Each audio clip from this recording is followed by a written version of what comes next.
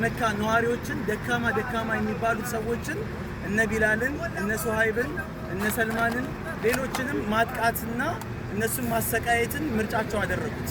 የዛን ይሄ ምርጫ ይሄ ግፍና መከራ እየበዛ እየጠነከረ በሚመጣበት ሰዓት ላይ የአላህ መልእክተኛ አለይሂ ሰላቱ ሰላም ስደትን እንዲያደርጉ ሰሃቦችን አደረጓቸው። ሀገራችን ኢትዮጵያ ወይም ሀበሻ ስደት የተደረገባት ሁለት ስደት የተደረገባት ሀገር የሆነችው በዚህ ምክንያት ነው። ሰበቡ ይሄ ነው። ሁለት ጊዜ ስደት ተደርጎባታል። አልহামዱሊላህ ነጃሺም ደግሞ ስደቱን የመጡ እንግዶችን የነብዩን እንግዶች ሳያሳፍር ተቀብሏቸዋል። ይህ እንዳለ ሆኖ ግን እዚህ ያሉ ሰዎችን እንዳይኖሩ የመኖር እድልን ሲከለክሏቸው ሲነፍጓቸው የአላህ መልእክተኛ ሷሃቦች ከተሰደዱት ውጪ እዚህ የቀሩት ሰዎችን ምን አደረጉ? እነ ዑመርንም የተወሰኑ ሷሃቦችን እንዲሰደዱ ተደብቀው እንዲወጡ አደረጓቸው። ዑመር ኢብኑ ኸጣብ ከሱ ጋር የተመደቡ ሰዎችን ይዞ እናንተ የቁረይሽ ሹማምንቶች ሆይ ይኸው እኔ ልሰደድ ነው፣ እናቱ የወለደችው ሰው ካለ ፊት ለፊቴ ይቁም እስቲ ብሎ እየዛተ ነበረ የወጣው የነበረው። ከዛ ግን የአላህ መልእክተኛ አቡበክር ረዲየላሁ ዐንሁ ቤት ጋር ሄዱና ማን አለ የሆነ ሚስጥር ላማክር ፈልጊያለሁ አሉ። ያሉትማ ሀፍሳና አይሻ ናቸው።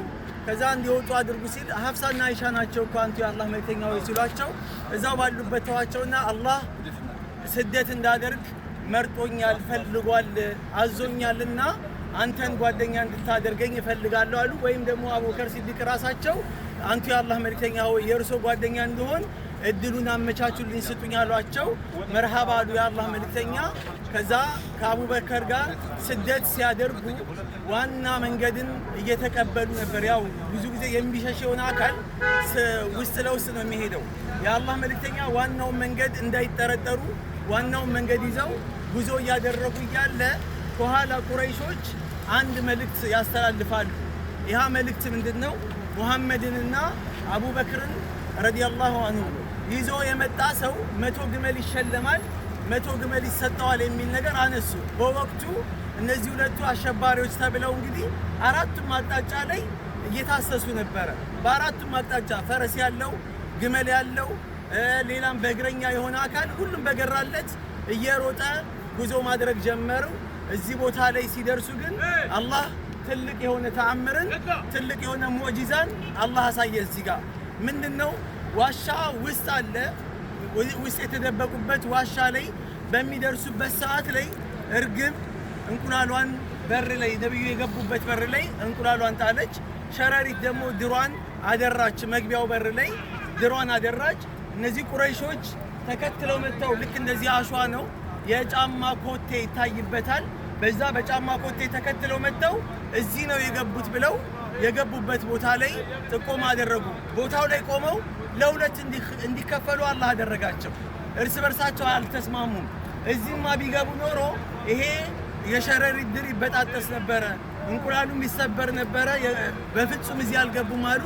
ግማሾች ደግሞ አቅጣጫው የሚያሳየው እዚህ ጋር ነውና እዚህ ነው የገቡት በሚል ተጨቃጨቁ።